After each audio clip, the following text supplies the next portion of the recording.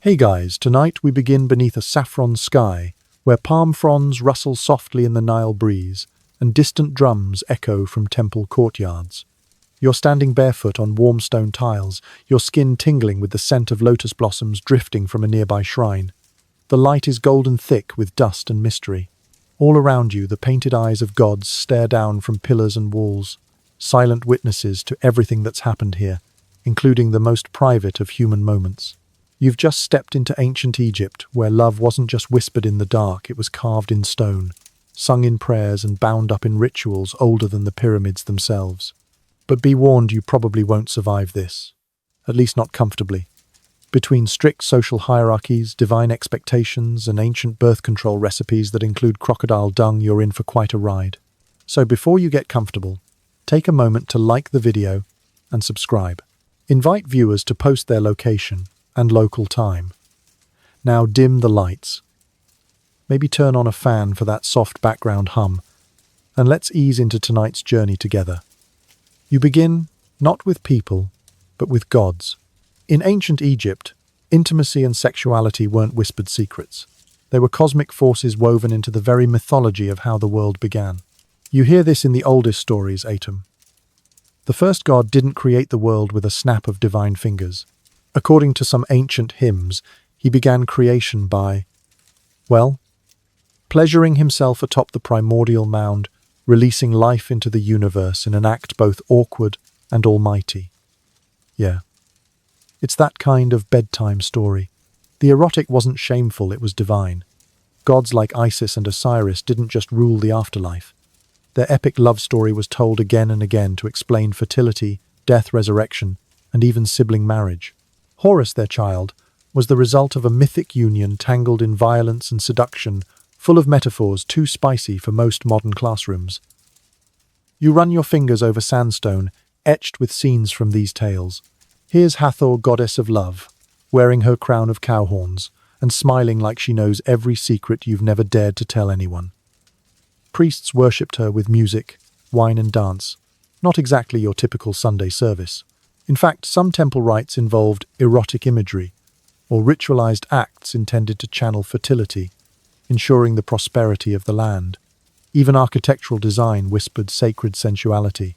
You peer into a temple doorway framed by pillars, shaped like papyrus stalks and lotus buds, symbols of rebirth growth. And you guessed it, reproductive power.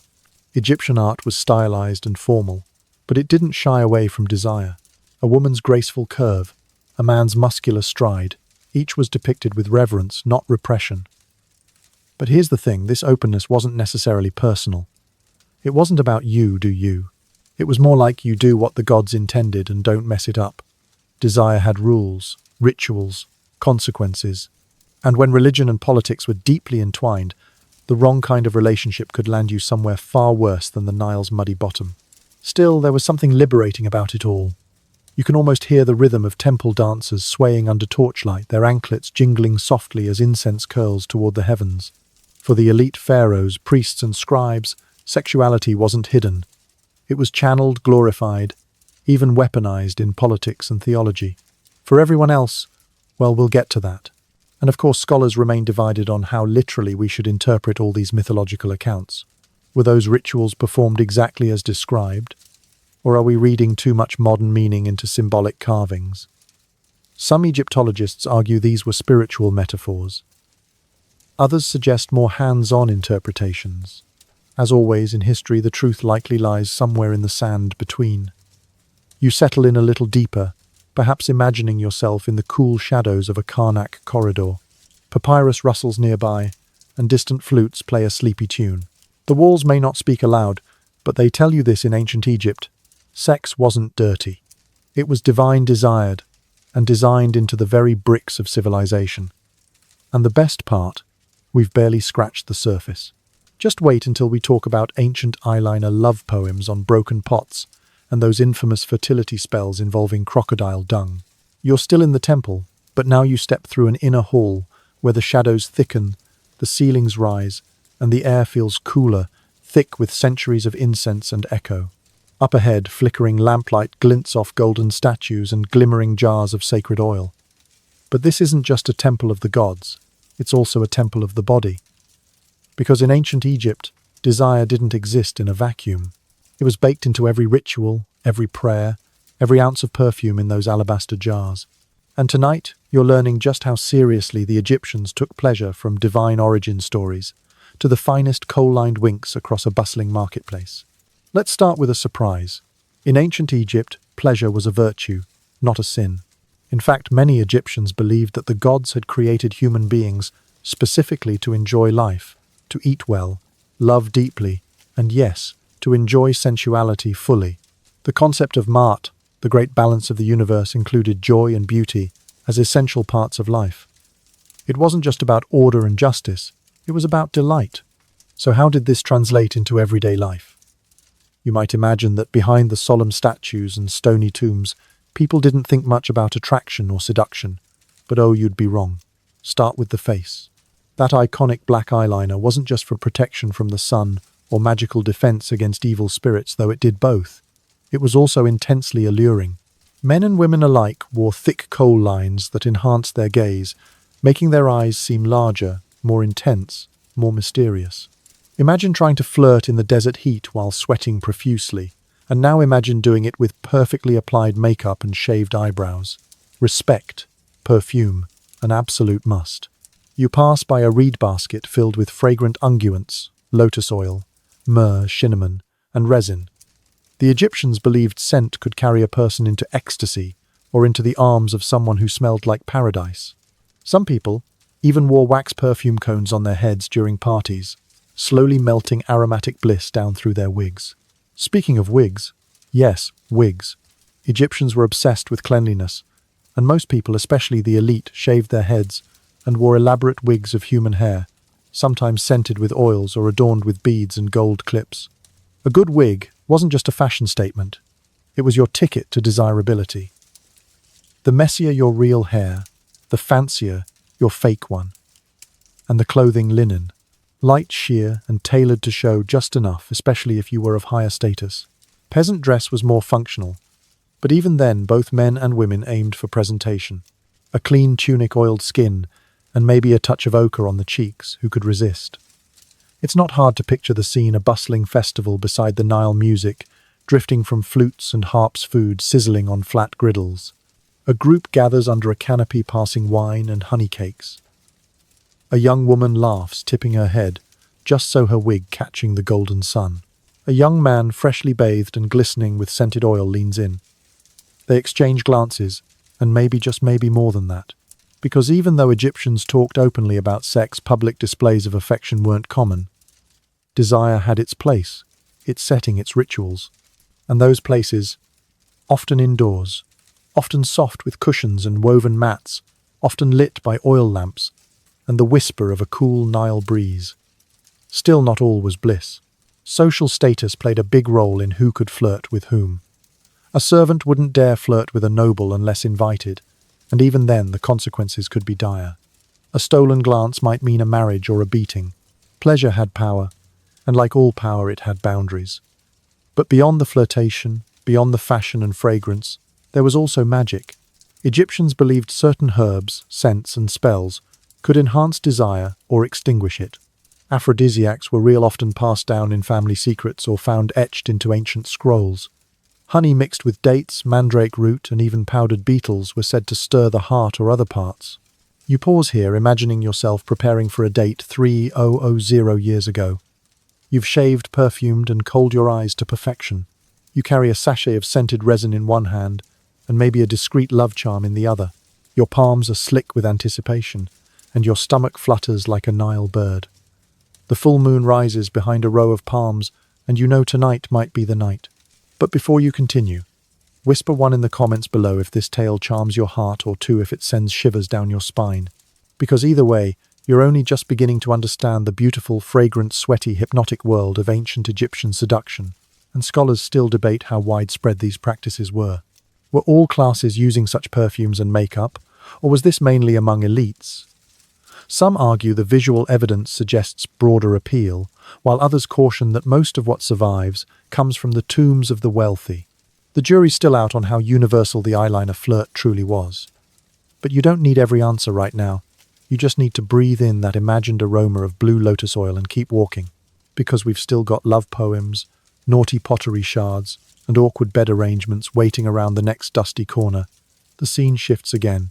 This time you find yourself ducking beneath a low mud brick doorway into the heart of a modest home in Thebes. Its clay floor cool beneath your feet, its woven roof letting in strips of afternoon light.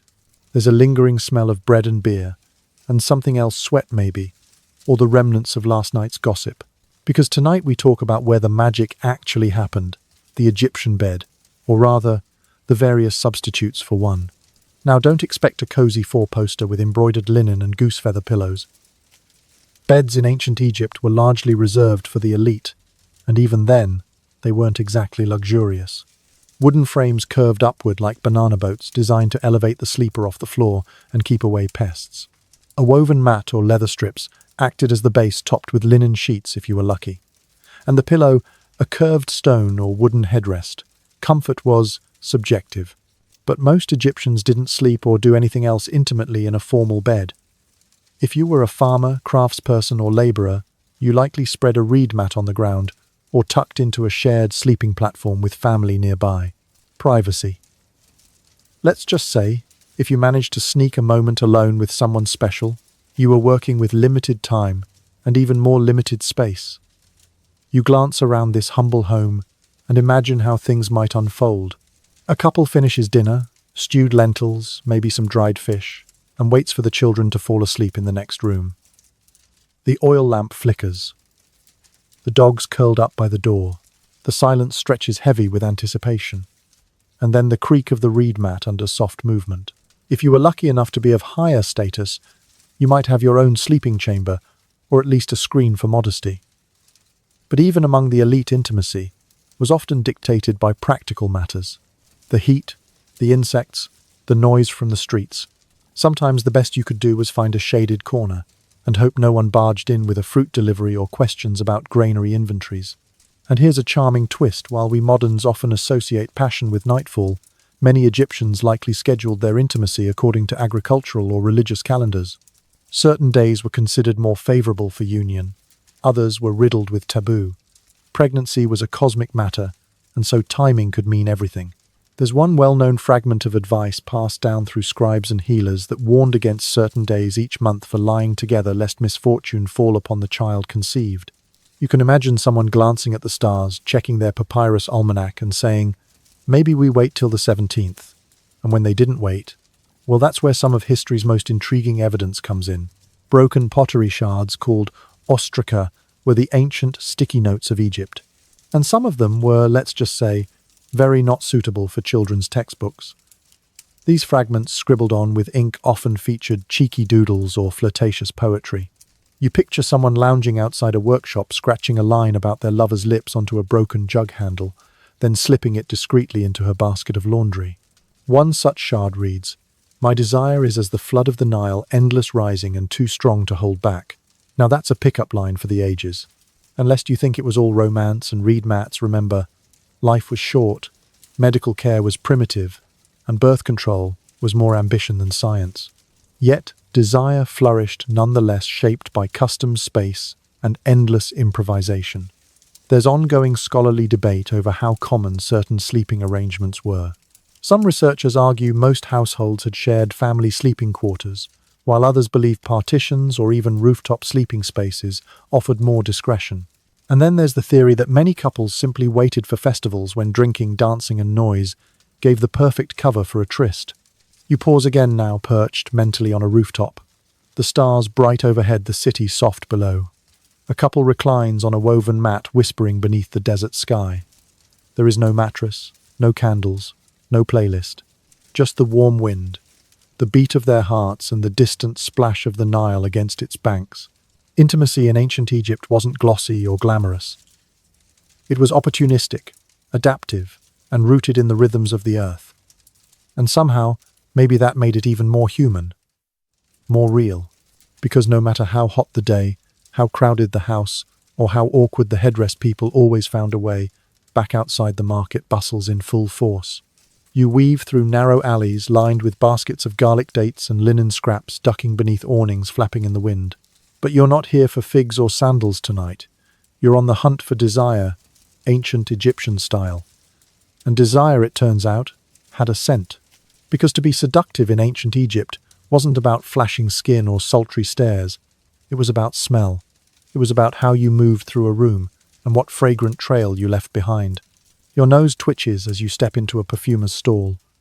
Jars of translucent oil gleam in the dappled light, thick with scent. Blue lotus oil prized for its intoxicating euphoria. Frankincense to stir the blood. Myrrh thick as syrup carried from distant Punt. The merchant raises a wooden dipstick to your wrist and dabs, just a drop. It burns a little. But then, sweetness, musk, warmth, something earthy and ancient. You're hooked. The Egyptians were pioneers in scent. They didn't just wear perfume, they layered it into their hair, their wigs, their bedsheets, even their drinking vessels. One trick: infuse wine with cinnamon and resin so that each sip made you smell better and act more confidently. That's multitasking worthy of Cleopatra. And while you're sipping your scented wine, let's talk about love potions. Magic and medicine blurred in Egypt, especially when it came to affairs of the heart. Healers, often women, offered recipes that promised to summon a lover's affection, stoke fading passion, or even break up a rival's romance. You could crush mandrake root into honey, chant the name of your beloved 7 times, and wear the mixture in an amulet against your skin. Or if you were feeling particularly daring, slip a powdered beetle shell into their bread. That beetle trick, by the way, probably did something, but whether that something was love or indigestion remains a scholarly mystery. And then there were the cosmetics. Kohl again, but also red ochre for cheeks and lips, crushed malachite for eyeshadow, and henna to stain fingertips and nails. The goal wasn't modesty, it was presence. You wanted to be noticed, adored, remembered. Even papyri, dedicated to love spells, instructed users to make the person look upon you with joy and colour, helped with that. But this wasn't just about women. Men too adorned themselves. Clean-shaven faces or neatly trimmed beards, perfumed wigs and softened hands. A scribe or craftsman with ink stains on his fingers might still dab his chest with rose oil before heading to a festival. A young soldier might comb the desert from his hair and tie a blue ribbon around his wrist, not for battle but for the girl who always sold olives near the Eastern Gate.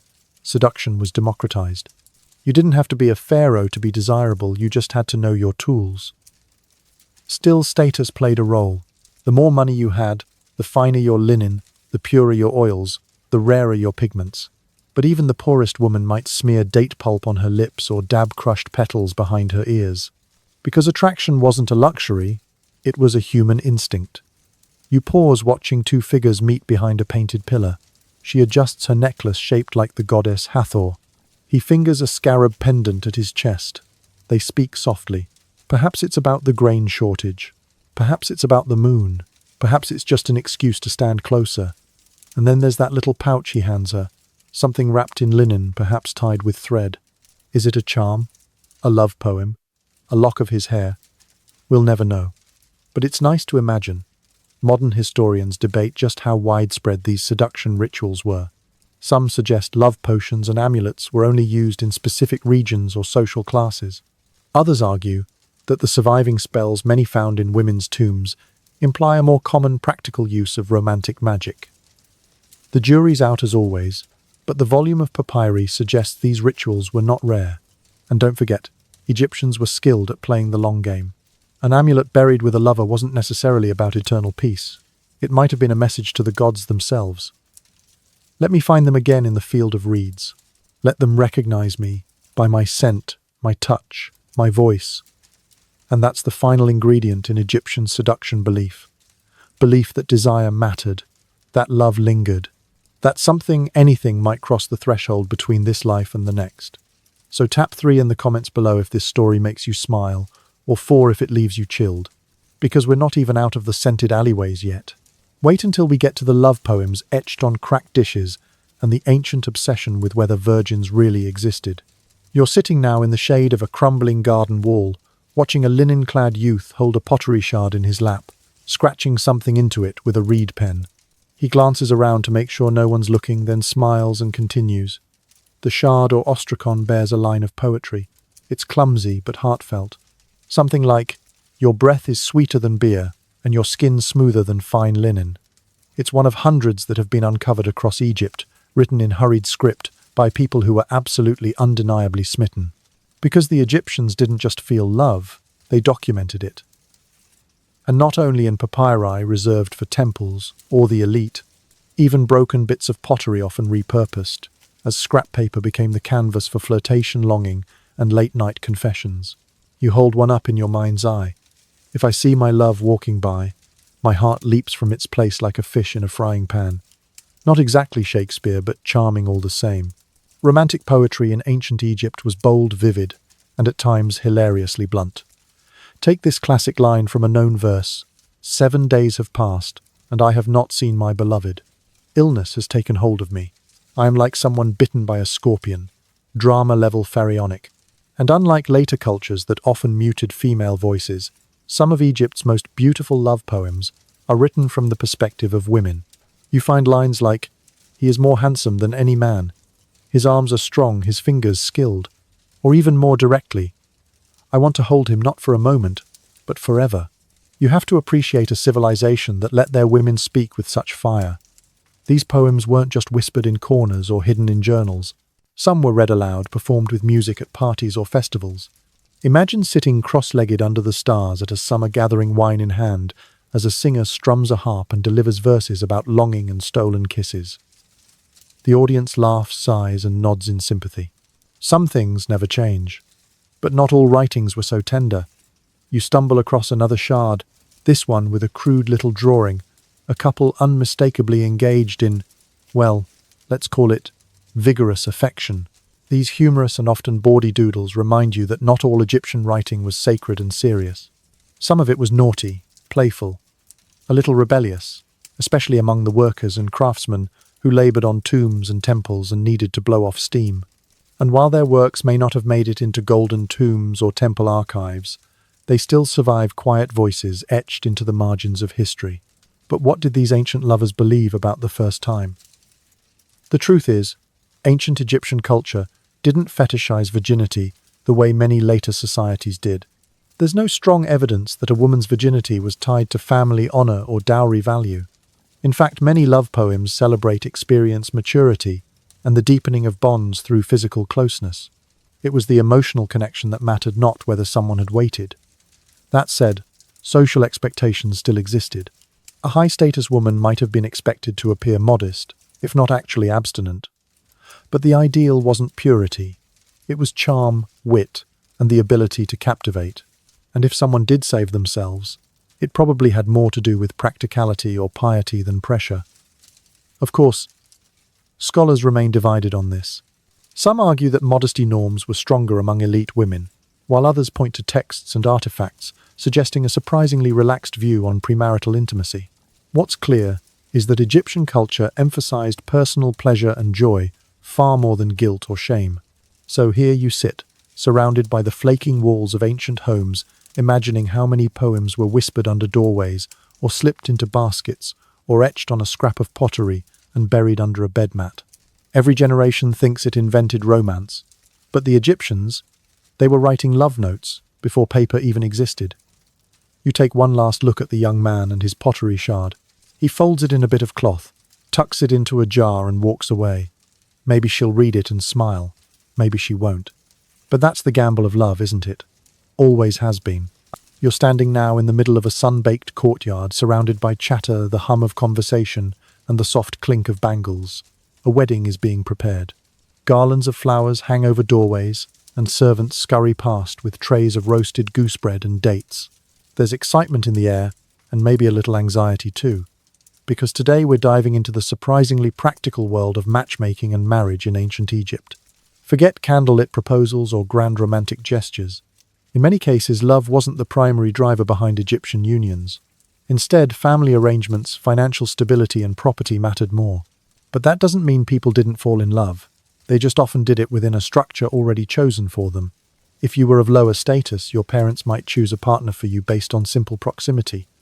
Your neighbor's daughter, your cousin's son, someone from your village who knew your family and wasn't terribly annoying. If you were of higher status, it was politics. Marrying into the right priestly line or royal household could make or break your family's fortunes. Still, most marriages were monogamous, and not formally arranged in the rigid way we think of some ancient societies. People could and did choose their partners. A peasant farmer might meet his future wife while working the fields beside her. A temple scribe might flirt with the perfume vendor across the street. These things happened, often. What's unusual, though, is how little ceremony surrounded the marriage itself. There were no elaborate rituals or religious blessings required. No priest needed to oversee the vows. In fact, there often weren't any vows at all. You got married when two people decided to live together and told their neighbors about it. Marriage in Egypt was less about the event and more about the contract. That's right, papyrus, seals, and signatures. A formal marriage contract might outline everything from shared property to financial support if the couple split. Some even included clauses about mutual respect and affection, like a prenup written in hieratic script. You glance at a copy of such a contract, delicately unrolled from a scroll. It says something along the lines of, "If he takes another wife, he shall continue to provide food and clothing for the first." Practical right, not exactly swoon-worthy, but surprisingly progressive. And what about love? Oh, it existed clearly from all those poems and doodles we've seen. But marriage was a partnership, first and foremost. You shared labor, managed resources, raised children. Your feelings. Nice bonus. Still, even in this structured world, matchmaking had its charms. Mothers might drop subtle hints to a visiting neighbor. A father might suddenly host a feast with a mysteriously well-dressed guest list. And friends, they loved playing matchmaker. If two people were seen laughing together, the gossip would start immediately. Have you seen how he carries her water jar? Very attentive. And yes, some Egyptians remained unmarried. While rare, especially for women, it wasn't forbidden. Some priestesses chose celibacy as part of their spiritual path. Others simply never married, living with siblings or supporting themselves as artisans or healers. The culture allowed for flexibility even if married life was considered the norm. Now here's a quirky detail: most ancient Egyptian marriages didn't require a dowry. In contrast to many later societies, the bride's family wasn't expected to pay to offload their daughter. Instead, the groom often gave bride price a gift of goods or silver, partly symbolic, partly insurance. It showed that he could provide. And if things went badly, that bride price could support the woman after separation. And yes, divorce happened. We'll get there. Scholars remain divided on how universal these customs were across all regions and time periods. Marriage contracts exist mostly from the New Kingdom onward, but gaps in the record leave us guessing about everyday folk in earlier dynasties.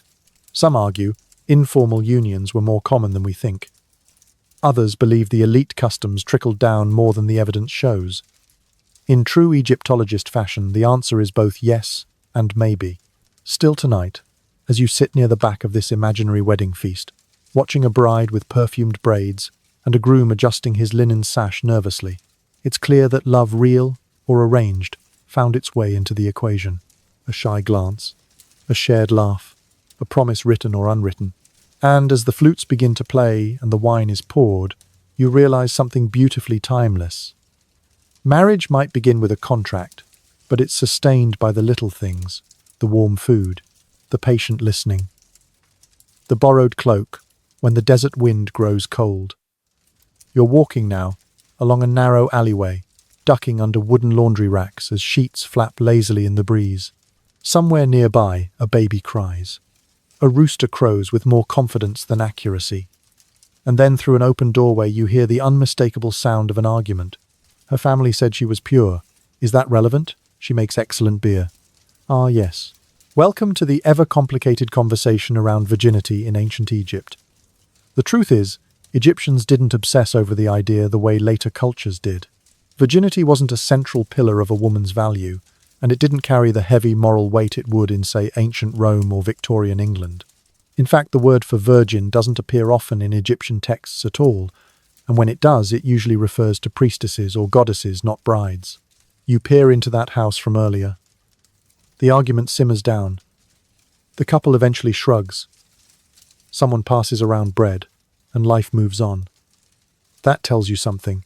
While modesty had its place, particularly in upper-class households, it wasn't weaponized. A woman's sexual past didn't automatically define her future.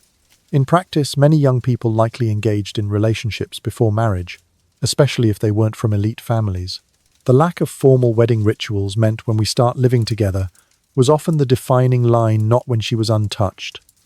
This made premarital intimacy common, if not always openly acknowledged. But the gods, of course, had opinions. In temple hymns and mythological texts, purity often took on a sacred meaning, particularly among priestesses who served deities like Isis or Hathor. These women were sometimes expected to remain celibate, at least, while in service. But was this enforced? The jury's out. Some scholars argue that priestesses, especially those in musical or ritual roles, lived in community but were not required to abstain.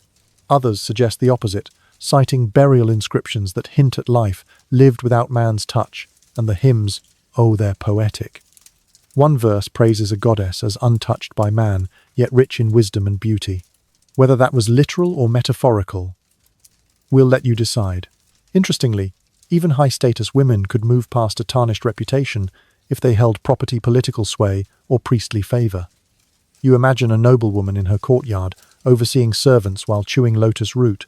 She's been married twice, had children, maybe a scandal or two, but now respected, feared even, and the young scribes still sneak glances as she walks by.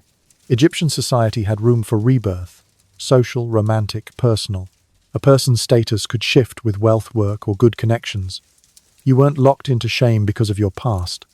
In that way, Egypt feels startlingly modern. Let's not forget the men. Male virginity wasn't celebrated or even discussed much.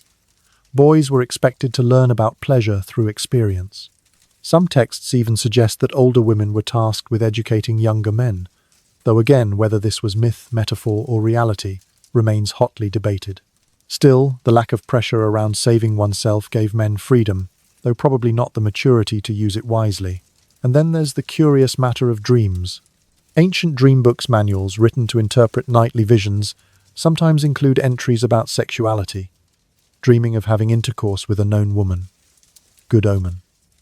Dreaming of it with a stranger. Possibly bad. Dreaming you're a virgin again. Highly symbolic, usually tied to purification or divine favor. You're beginning to see how layered all this really was. Scholars today still debate whether the Egyptians even cared about the concept of virginity outside temple contexts. Some say yes, especially in elite dynasties where lineage and inheritance mattered. Others argue that the sheer lack of written anxiety around the subject speaks volumes. If it was important, wouldn't it be carved somewhere? So here you are, now resting on the edge of a fountain. Children splash nearby. A young couple passes fingers, brushing for just a moment. No one gasps. No one points. Life flows on. And suddenly, you realize something soft but powerful. In a world governed by gods and river tides, desire wasn't chained to shame. It just was. Like sunlight. Like song. Like the Nile itself, sometimes calm, sometimes dangerous, but always, always moving. You're crouched now in a quiet corner of a herbalist's stall, pretending to browse bundles of dried papyrus root and baskets of fig bark, while eavesdropping on a whispered conversation between two women. Their linen sleeves brush as one leans closer. I swear by Bastet, the younger murmurs, it worked. No child. Not even a flutter. The other raises her eyebrows skeptically. With honey and what else? And a bit of crocodile dung. Welcome, dear listener, to the wonderfully uncomfortable and surprisingly inventive world of ancient Egyptian contraception. Yes, even thousands of years ago, people were trying to figure out how to enjoy each other's company without adding a screaming baby to the equation. And they got creative. Some methods were gentler than others. Some were downright alarming, but the intent, crystal clear. Your first stop, honey. Sweet, sticky, antimicrobial. Used generously, often combined with acacia leaves, believed to have spermicidal properties, and applied before intimacy, not after. Think of it as an ancient attempt at a barrier method. Not FDA approved, obviously, but definitely popular. And then yes, there's the infamous ingredient that makes every documentary viewer blink: crocodile dung. Theories vary, but some texts describe it being mixed with fermented dough or honey and inserted vaginally. Was it symbolic, magical? Actually thought to be effective? Maybe all three. Modern scientists have tested some of these combinations and found that while unromantic and slightly horrifying, certain ingredients like acacia gum actually do release lactic acid, which might reduce the likelihood of conception. But as for dung, let's just say the debate is still very much open. Egyptian medical papyri, like the Cahun gynecological papyrus, describe dozens of treatments related to pregnancy and fertility. Some involved inserting crushed dates, lint soaked in beer, or even ground carob pods. Others advised rituals reciting prayers while applying the concoction or facing a specific direction under the moonlight. It's part science, part sorcery, part shot in the dark, and the responsibility almost entirely on women. You pass a midwife's corner, half pharmacy, half shrine. Hanging nearby is an amulet of Hathor, goddess of fertility, along with jars of clove and mandrake. These women didn't just deliver babies. They advised, comforted, and often held the community's private secrets. Which brings us to another dimension, abortion. It's a murkier topic in the Egyptian record, but some texts allude to methods meant to expel what grows. Scholars remain divided on whether these were intended for miscarriages, abortions, or postpartum cleansing. What is clear, however, is that Egyptian women actively engaged with their reproductive choices, however limited their tools may have been.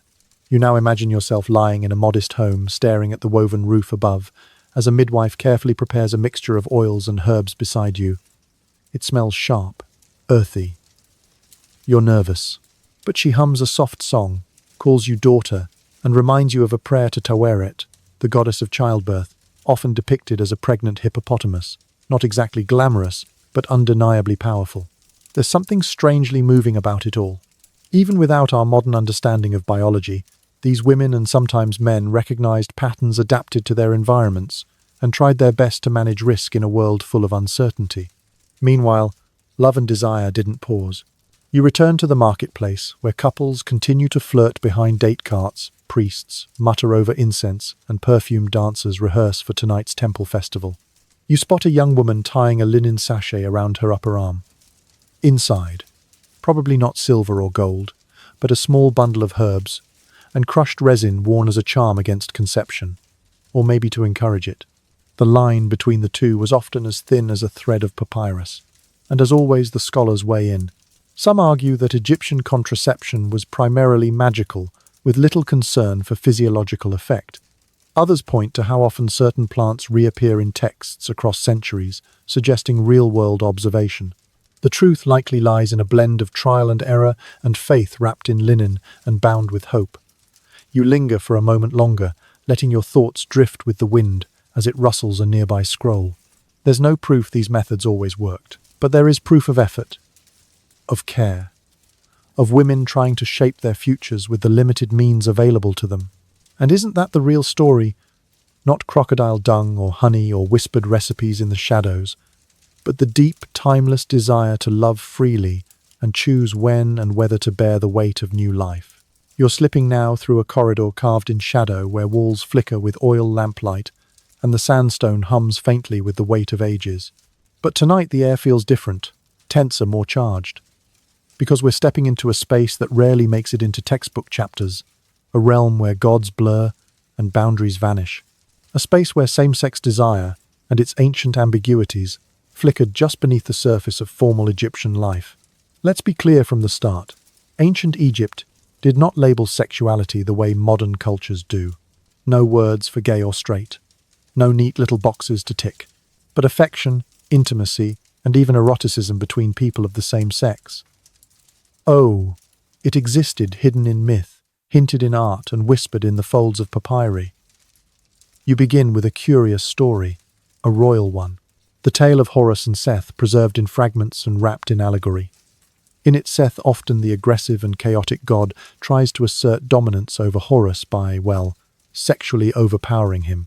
But Horus tricks him, and the whole affair turns into a cosmic courtroom drama full of bodily fluids, divine traps, and a surprise twist involving lettuce.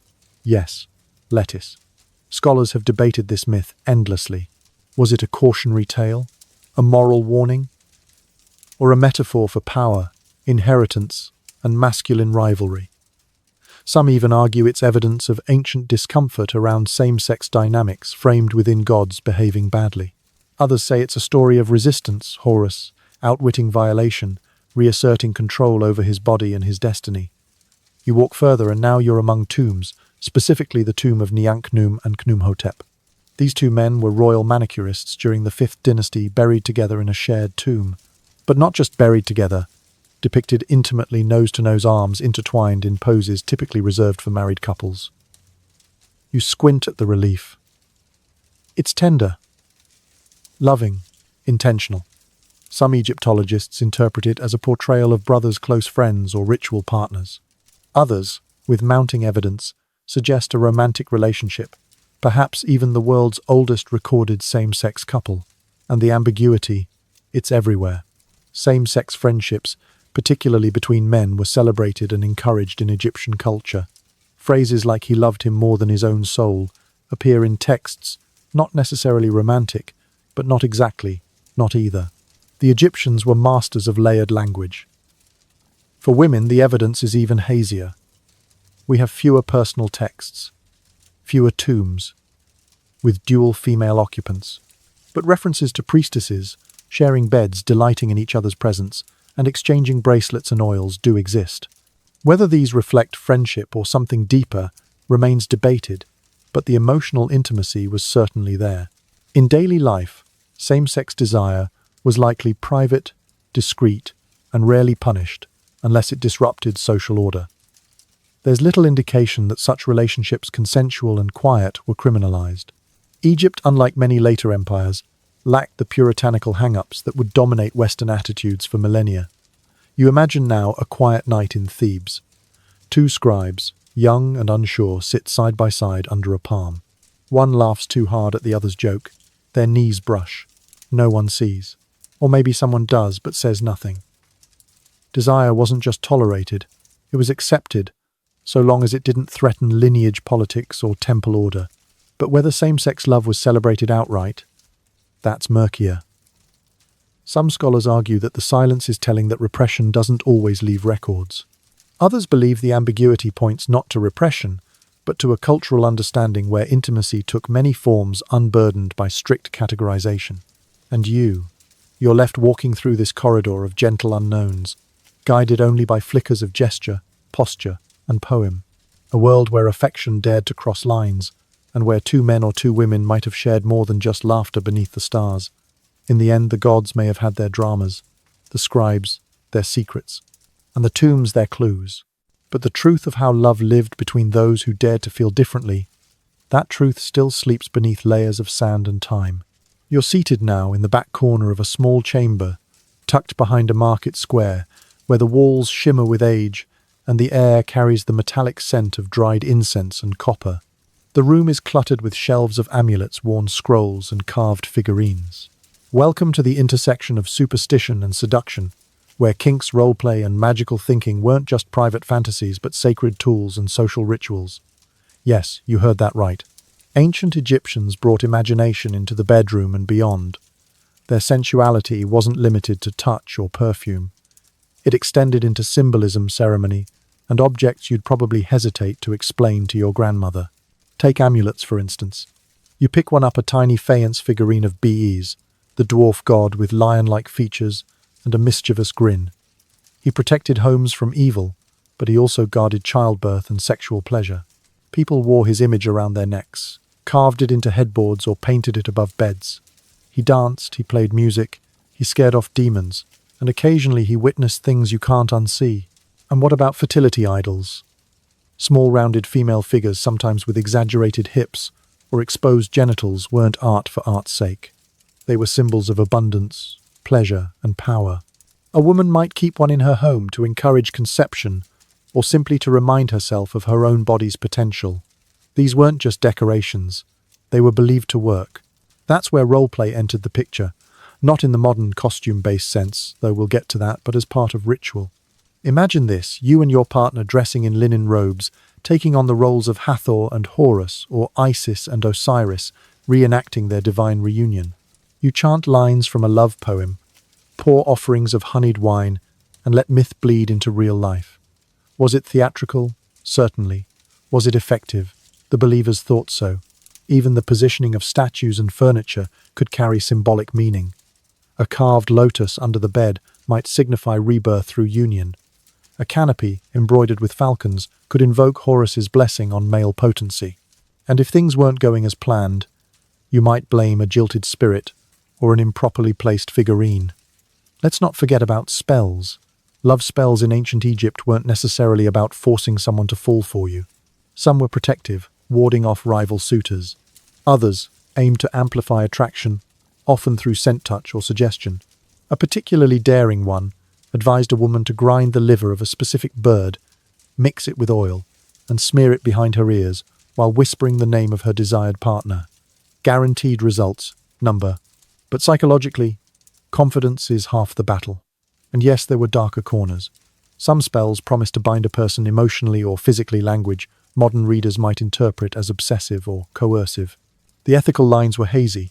That's what happens when magic meets insecurity. You linger near a pile of ivory wands carved with animals and symbols. These weren't toys per se, though some scholars suggest certain wand shapes may have doubled as ritual tools for pleasure, used carefully, ceremoniously, and always with intention. But here's a fun one. In a few rare frescoes you find playful scenes of people tickling, wrestling, even dressing in unexpected garb. One wall painting, though partly damaged, appears to show a woman laughing as a man balances a basket on his head while pretending to be a donkey. The meaning may be innocent, may be absurdist, or maybe the ancient world's version of you be the merchant, I'll be the scribe. Whatever it was theirs, and it worked. Modern scholars still debate how literally to interpret these findings. Some argue that we risk projecting modern ideas of kink or role-play onto symbolic religious imagery. Others insist that the blend of ritual and sensuality in everyday objects points to a lived experience that blurred lines on purpose. In Egypt, the sacred wasn't above the sensual, it walked hand in hand with it. And now you close your eyes, picturing a private room behind a Cairo courtyard, centuries before the city even had a name. Two lovers light a lamp. They place a tiny figurine on the sill. The scent of cinnamon rises. One whispers, "Tonight I am Hathor," and the dance begins. Not taboo, not scandalous, just human. Just the oldest story in the world, dressed in linen, glowing in lamplight, protected by gods with grins. The night deepens as you follow a trail of lanterns into a quieter part of the city, beyond the markets and homes, past the chatter of lovers and traders, into the stiller alleys near the scribe's quarter. Here, behind a curtain of reeds and a veil of secrecy, lives a less romantic, but no less real part of ancient Egyptian. Intimacy, infidelity, jealousy, and revenge. Because no matter how poetic the love notes, how perfumed the courtship, not every heart stayed true. And when things went wrong, the fallout could echo through temples, courts, and tombs. Infidelity in ancient Egypt wasn't just a personal betrayal. It was often treated as a legal one, especially if property or children were involved. A marriage contract might include specific clauses about what would happen if one partner strayed. If a husband took another lover without permission, or if a wife was caught in an affair, penalties could include forfeiture of dowry, loss of status, or forced separation. But make no mistake, people still cheated. You can almost hear the whispered gossip from behind a weaving loom. He's been seen at the alehouse again, and not for the barley beer. Or the raised eyebrows from a neighbour watching a scribe's apprentice linger a little too long at the butcher's stall where the shopkeeper's wife just so happens to be adjusting her linen sash. Adultery wasn't always punished equally. A man could often take mistresses, particularly if he was wealthy, though flaunting them could cause social scandal. For women, it was riskier. A straying wife could face public shame or worse, depending on her social status. For the elite, reputation was everything, and yet it happened. It always does. Papyrus fragments from legal archives describe messy court cases, a woman accusing her husband of favouring another, a man furious that his neighbour was visiting his wife during market hours. Some stories include bloodshed, others just heartbreak. One particularly juicy tale from a workman's village details a woman who, upon discovering her husband's affair with a temple singer, didn't cry or confront. She cast a spell, a love curse scribbled in haste and buried under the man's sleeping mat. The spell promised restless dreams, a withered heart, and failure in the marketplace until he returned to her. Whether it worked or not, well, the papyrus ends there, but you hope it did. Revenge wasn't always magical. Sometimes it was deliciously mundane. A wife might withhold affection or laundry services. A husband might accidentally sell his wife's favorite goat in a trade. Petty, absolutely. Timeless, you bet. But perhaps the most poetic forms of revenge were carved into the very walls of tombs. Yes, tombs. In one noblewoman's burial chamber, there's an inscription that, when translated, includes a subtle jab at her faithless consort. Nothing direct, just enough to make scholars tilt their heads and go, "Oh no, she didn't." Imagine leaving shade that lasts 3000 years. And yet, despite the risks and the heartache, Egyptian culture understood jealousy. It wasn't condemned so much as acknowledged. Even gods got jealous. Remember Isis. When Osiris was seduced, dismembered, and scattered across the earth by his rival, she hunted down every part of him literally and reassembled him piece by piece. That's not just love. That's vengeance with purpose. Scholars remain split on how common formal accusations of adultery really were. Court records are incomplete, and many cases were likely settled within families or neighborhoods. What's clear, though, is that love was rarely simple, and people, whether peasant or priest, were just as prone to temptation and drama as we are today. Now imagine yourself sitting under a canopy by the Nile, watching the lanterns flicker on the water. A man leans against a palm tree, arms crossed, lips pressed tight. His wife is laughing 2 stalls down with another man. He doesn't say anything, yet he waits, watches, and as the wind rises, so does something else, an old emotion with new teeth, because while Egyptian love could be lyrical and light, it could also sting, especially when betrayal walked like a shadow, quiet and close. Now the sun is high again, and you're brushing dust from your sandals as you step into the shaded courtyard of a grand estate, a rare chance to glimpse the world behind the palace walls. Silk canopies stretch above you, fanning out from columns, etched with lotus blossoms. Perfume lingers in the breeze. Laughter echoes softly from behind lattice screens. Because here, among gold-trimmed sandals, polished mirrors, and trays of wine, you meet the women who moved gracefully through the shadows of power, concubines, dancers, and musicians of the royal court. Forget the Hollywood image of harem girls lounging idly with fruit platters and palm fronds. These women weren't just decorations. They were trained professionals, often skilled in music, storytelling, and seduction, but also in court politics, charm, and even religious ritual. You hear it before you see it. The soft thrum of a harp, the tinkle of sistrums, the rhythmic clap of hands. Then a doorway curtain shifts, and a woman steps out, dressed in sheer linen, her black wig glistening with oil. Her anklets jingle with every step. She smiles, confident, poised, absolutely aware of her effect on the room.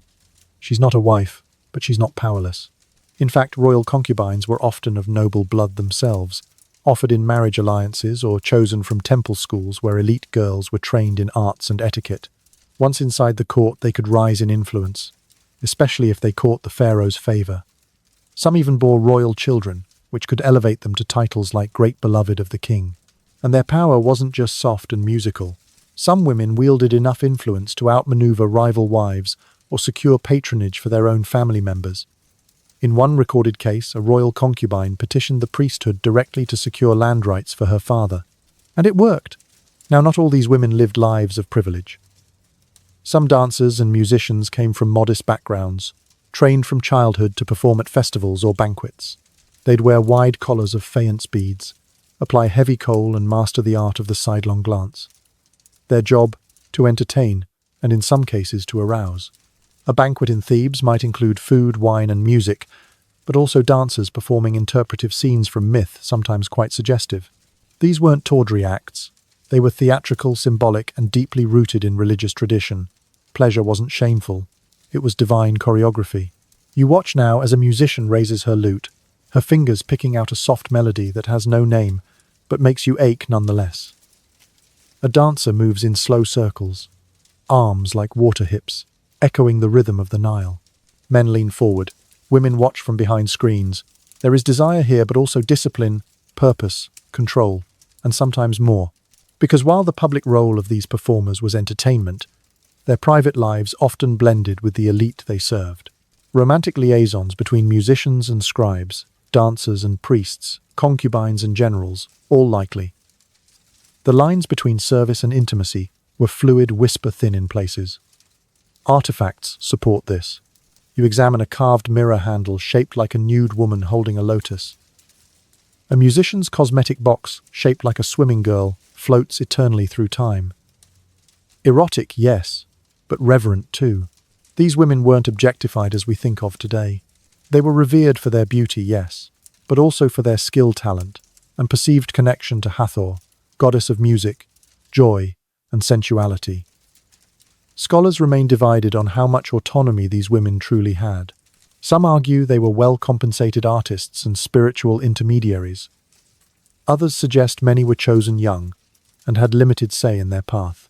The truth likely varies from palace to palace and from one dynasty to the next. But you can feel their presence even now, in the way the flute's song lingers just a little too long, in the glance exchanged between a dancer and a watching guest, in the quiet power of a woman who may not hold a scepter but who knows the secret of every heartbeat in the room. So you sit back, the music washing over you, and imagine what it meant to be desired, not just for beauty, but for the power of performance, for presence, for poise. Because in this golden court of shifting loyalties and perfumed politics, those who knew how to move not just the body but the soul often rose higher than anyone expected. Now you're trudging through a village on the very edge of the desert where the walls are lower, the houses closer together, and the air carries the smell of sweat grain and old beer. The linen isn't quite as fine here, the perfume less potent, but desire still alive and well. Because tonight you're stepping into the sandals of ordinary Egyptian men, farmers, soldiers, scribes, each navigating their own mixture of labor and lust. Start with the farmer. He wakes before dawn shoulders, aching hands already blistered before the first rays of sunlight hit the horizon. His days are full of irrigation, ditches, oxen, and heat. By nightfall, his only reward might be a bowl of lentils, a nap under a palm, and if the stars align, a whispered moment beside the reed mat where his partner waits in silence. Desire for the laboring class wasn't luxurious. It was carved from exhaustion. Intimacy happened in pauses, in stolen moments between floods, harvests, and trips to market. But that didn't mean it was dull. You picture him at a festival, cheeks flushed from wine, watching a dancer swirl past. Maybe he tucks a bead into her sash, hoping she'll notice. Maybe she does, or maybe she doesn't. Either way, tomorrow's back to the field. The soldier's story is different. Picture him pacing the edge of a desert outpost, linen armor stiff with dust. His bow slung across his back, his feet raw. Soldiers spent months away from home, often living in cramped barracks where privacy was a fantasy. Desire among soldiers was sometimes fulfilled through casual encounters both in local taverns and, scholars quietly suggest, with fellow soldiers. Bonds were forged in heat and boredom, in hunger and fear. When leave finally came, they returned to villages like conquering heroes. Muscles, hardened stories, exaggerated charm turned up to 11. Many sought quick marriages or temporary lovers. For some, passion flared. For others, it fizzled by the next new moon. Then there's the scribe. The scribe. He sits hunched over his papyrus scroll, ink-stained fingers, twitching with ideas that go far beyond tax records. He's literate, witty. He writes poems, sometimes scandalous ones, and copies love spells in the margins of official ledgers. He knows how to flirt with words, with clever gifts, with a quiet invitation to help organize my scrolls. And yes, he often had admirers. Women who appreciated a clever line. Men who liked a smooth voice. Scribes were the intellectual class of their day. And nothing stokes attraction like knowing how to write someone's name in a love spell and make it rhyme. But love didn't come easy to them either. Status mattered. A village scribe might be respected, but he wasn't rich. And while he could write a killer love poem, winning a partner's heart still meant showing up with oil wine and a willingness to help with errands. Words weren't everything. You imagine the three of them now. Farmer, soldier, scribe sitting on overturned baskets outside a tavern. The sun's low. The wine's cheap, but cold. They talk about the same things we all do. Who's in love? Who got caught? Who's nursing a broken heart? The soldier brags. The farmer shrugs. The scribe recites a crude rhyme about onions and underwear. They all laugh, because desire was universal. But how it was expressed depended on who you were, how hard you worked, and whether the gods smiled on you that day. Modern scholars debate how freely working-class men expressed sexuality. Surviving records skew toward the elite. But graffiti from workers' villages in Deir el-Medina, plus recovered ostraca, suggest humor, lust, and love were all part of daily male conversation, just like now. just with more linen. You shift in your imagined seat, watching the trio fade into laughter as stars emerge over the rooftops. Tomorrow they'll return to their duties. But tonight, maybe one will meet someone by the granary. Maybe one will compose a poem. Maybe one will stumble home alone, dreaming of someone's eyes. And maybe, just maybe, they'll each remember in their own way that longing doesn't care how calloused your hands are or how much silver you earn. Longing simply is. The ground beneath your feet is softer now, freshly turned and damp with Nile water. You're walking along the banks just after sunrise, where farmers tend their canals, and women gather reeds, their laughter mingling with birdsong. The river glistens like molten bronze, winding endlessly toward the sea. But you're not here for scenery. You're here to understand how nature itself shaped Egyptian rhythms of romance, because when the Nile rose, so did everything else. The annual flooding of the Nile, called the inundation, was more than just an agricultural blessing. It was a cosmic reset, a cycle of fertility that dictated nearly every aspect of Egyptian life, including in subtle and not so subtle ways when and how people got intimate. You pause near a small shrine to Happy God of the flood, watching garlands of papyrus and blue lotus float on the water. Farmers pray here for good crops, but also for harmony in the home. Why? Because when the fields were underwater, labor paused, which meant people stayed home with each other. It's not hard to guess what that led to. Historians believe conception rates likely rose during the flood season. There was food, there was time, and there was privacy, at least more than usual. Couples who spent the rest of the year exhausted from ploughing or weaving now had long, idle hours. The flood didn't just fertilize the fields, it gave people space to connect. Of course, seasonal intimacy wasn't always romantic. For some, it was driven by expectation. A child conceived during inundation would be born just before the harvest, when food was at its peak. Timing was everything. Midwives and wise women tracked moon cycles and water levels just as carefully as any priest tracked omens. Sex and the seasons were partners in a dance as old as time. Even festivals reflected these patterns. The Feast of Opet, held during the inundation, involved sacred processions, music, drinking, and dancing. Statues of Amun-Mut and Khonsu were paraded through the city, fertility deities given center stage. Some scholars argue the celebrations symbolized divine union, reflected by couples back home who took the cue literally. You smile, imagining lovers sneaking away during the noise, slipping behind banners, whispering blessings to Hathor before slipping even further behind the temple wall. And the seasons didn't just affect when people came together, they also shaped how. In planting season, love had urgency. Days were long, nights short. Couples found one another in rushed twilight, often exhausted. Intimacy here was brief, quiet, almost sacred in its scarcity. During harvest, the mood shifted. There was food celebration, plenty of wine. Love poems mentioned full baskets, and the sweetness of grain metaphors that only make sense when your calendar revolves around crops. One lover might say to another, "Your kiss is like new barley," and mean it deeply. Dry season less poetic. The heat was punishing. Tempers flared. Sometimes relationships went dormant, like the cracked earth waiting for the next flood to soften things again. The Egyptians lived within cycles. Flood plant, harvest drought. Intimacy waxed and waned, with those rhythms becoming not just personal but environmental. To desire someone was to sense the timing not just of your heart but of the river. And while scholars still debate how literal these patterns were, the evidence is compelling. Fertility symbols cluster in flood period texts. Mythology places creation and rebirth in watery contexts. Even household charms from inundation months show increased use of lotus and frog imagery, both ancient symbols of fertility and sensuality. Now you crouch by the riverbank as a fisherman glides past in a papyrus canoe. He waves a wink in his eyes. You glance further down and see a young couple by the reeds' heads, bent together whispering. Behind them the Nile rushes gently by, timeless and watchful. Because in Egypt, love wasn't just about people, it was about timing, about flow, about trusting that when the waters rose, so too would passion. And when they receded, well, there would be memories. The sun has dipped low again, casting long shadows over statues and obelisks.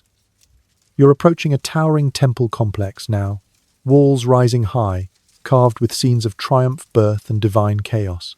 But you're not here for incense or offerings tonight. You're here to observe a celestial soap opera, the messy, seductive, sometimes vengeful love lives of the gods themselves. Because in ancient Egypt, if you wanted to understand how humans were supposed to love or not love, you looked to the gods. And let's just say, the gods were complicated. Start with Isis and Osiris, perhaps Egypt's most famous couple. Their story is one of cosmic love and brutal loss. When Osiris is murdered and dismembered by his jealous brother Seth, Isis gathers every piece of him except one and reassembles him with divine magic. She then conceives Horus, their son, in an act of both resurrection and union. Some versions say she crafted a magical replacement for the missing part. Others are less polite. And there it is. Sex, grief, magic, rebirth, all in one myth. But the story doesn't stop there.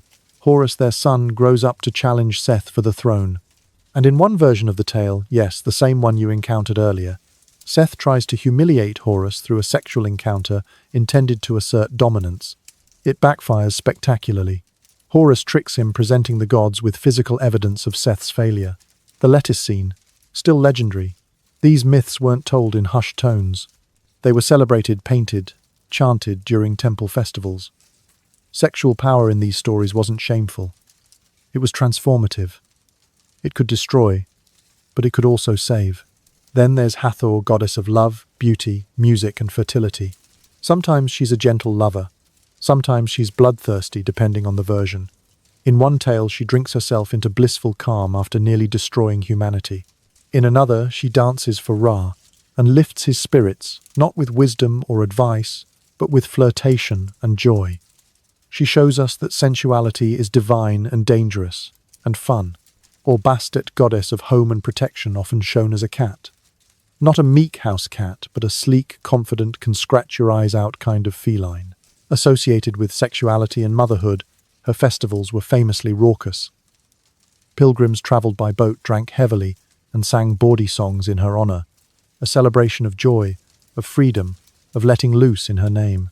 Even Ra, the sun god, wasn't above the occasional affair or scandal. Depending on the version, he either births gods from his own body or becomes tangled in cosmic flings that produce the likes of Shu and Tefnut air and moisture born from his spit sweat, or something even more biologically metaphorical. Let's not forget Thoth, god of wisdom, who sometimes plays matchmaker, mediator, or cleanup crew after the gods inevitably mess things up. He's the voice of reason, basically. The friend who steps in with a scroll and says, "Okay, let's not seduce the crocodile spirit this time." What do all these myths tell us? That intimacy was not a separate sphere from the sacred. That love, lust, betrayal, longing, jealousy, and reunion weren't human flaws, they were divine patterns. People didn't look to gods for flawless examples. They looked to them for mirrors. If the gods got tangled up in messy relationships, maybe your awkward love triangle wasn't so damning after all. Of course, scholars argue over how these myths were interpreted. Were they parables, lessons, entertainments? Some believe they were literal explanations of natural forces, fertility, drought, rebirth. Others see them as spiritual metaphors using human intimacy to describe cosmic balance. But you don't need to solve that debate tonight. Just listen to the stories. Feel the rhythm of the chant, the drumbeat beneath the temple floor. Watch the priests reenact the sacred marriage during festival season, sometimes with statues, sometimes with real people in ceremonial garb. The myth becomes real. The real becomes myth. And in the flickering torchlight, you glimpse a deeper truth, that intimacy, when honored, when played out within the rituals of community, could elevate people into the realm of gods. Because when you made love in ancient Egypt, you weren't just touching another body. You were reenacting the origin of the world. You're standing once again in the cool hush of a temple's interior, but this time there's no music, no dancing, no laughter behind the pillars. The air feels still, almost stiff, thick with incense and expectation. In the shadows of towering obelisks and sanctuaries swept daily by acolytes, you enter a world of discipline, devotion, and denial. Tonight we slip quietly into the world of priests, purity, and forbidden longings. The ancient Egyptian priesthood was a complicated blend of spiritual authority, ritual precision, and human temptation. Priests, both male and female, served as the earthly representatives of the gods, overseeing daily temple rituals, cleansing sacred spaces, maintaining offerings and reciting hymns, with such repetition and care that they became walking instruments of divine will. But with power came rules, many of them. To serve in the holiest parts of the temple, a priest had to be ritually pure. That meant no meat, no garlic, no contact with the dead, and crucially no sex, at least during periods of active service. Depending on the temple and its god, these restrictions could last days or weeks, sometimes longer. Some priestly sects may have expected lifelong abstinence, though the historical record is frustratingly vague. Imagine you're a young priest in training at the Temple of Amun. Each morning you shave your entire body, including eyebrows, to remove impurity. You bathe 4 times a day in sacred water, wear spotless white linen, and fast from all things pungent, fatty, or intoxicating. And yes, you abstain, not just from intimacy, but from desire itself, or at least you're supposed to. But then, you catch a glance.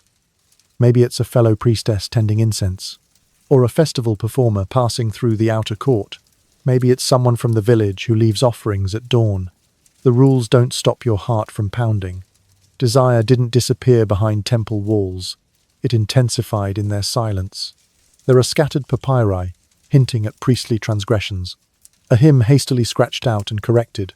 A disciplinary record describing impure contact that required ritual cleansing. And a few bold tales tucked deep into temple libraries that tell of forbidden love between temple staff, sometimes ending in exile, sometimes in forced vows of silence. One story passed through generations tells of a high priest who fell for a scribe's daughter. They exchanged coded messages on shards of broken pottery, using religious metaphors to disguise their longing. The lotus leans toward the sun, one message read. Its fragrance stirs before noon.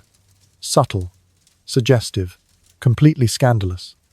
But it wasn't just about physical denial. Some priests believed that by renouncing pleasure, they could become more attuned to the divine, a kind of spiritual sublimation. Yet others, especially those outside the innermost circles, might bend the rules when they thought no one was watching. There were hierarchies even within celibacy. Temple musicians and chantresses, often women, walked a line between sacred service and social life. Some lived within temple quarters, others outside. While some were expected to remain untouched, others had families, relationships, even political sway. The ambiguity is striking.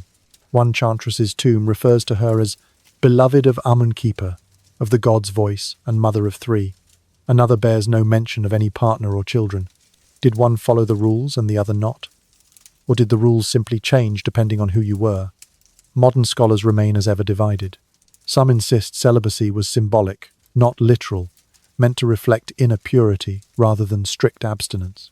Others believe elite priesthoods, especially in Theban temples, enforced rigorous sexual restrictions, particularly during festival preparation or divine possession ceremonies. And then there's the question of desire itself. Did the Egyptians view longing as a spiritual failing, or just a natural impulse to be managed, redirected, perhaps even used in religious ecstasy? Some temple inscriptions suggest that suppressed desire wasn't repressed, it was transformed.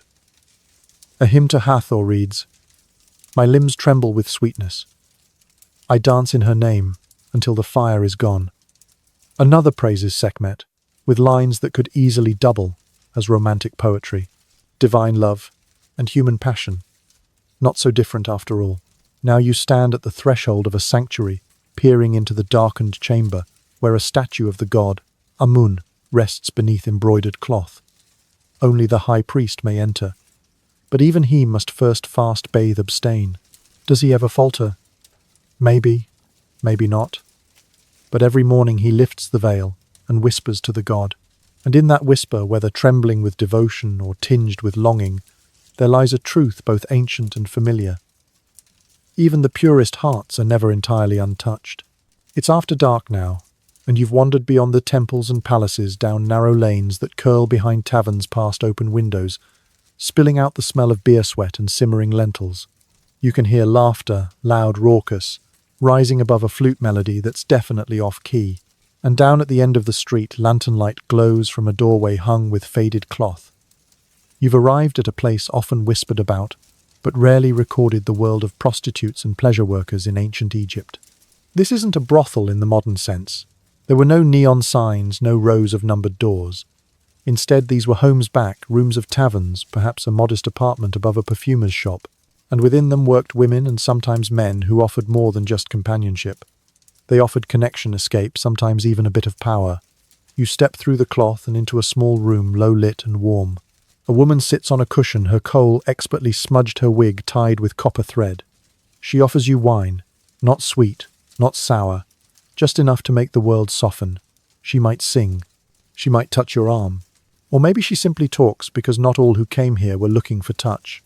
Some came for laughter, comfort, or to be seen. In Egyptian society, sex work existed in a grey zone, neither fully condemned nor entirely celebrated. The word prostitute doesn't appear directly in most texts. Instead, women of this profession are described through implication: she who receives men, she who plays music and serves wine, or she of the house of pleasure, but their presence undeniable. Taverns in cities like Memphis and Thebes were known gathering places. Some women ran their own homes. Others worked under more exploitative arrangements. Some were temple-affiliated musicians or dancers who supplemented their wages. And while some were scorned, others were desired, respected, even protected by regular clients. You glance around the imagined room. On the walls are faded drawings of lotus flowers, a jug of perfumed water in the corner, a cat curled in the doorway, ever the silent witness. Not all stories were romantic. Some women were sold into this life. Some were enslaved. Others chose it to gain autonomy in a world that offered few paths to independence. And the line between agency and exploitation, as thin then as it is now. Still, some left traces, literal ones.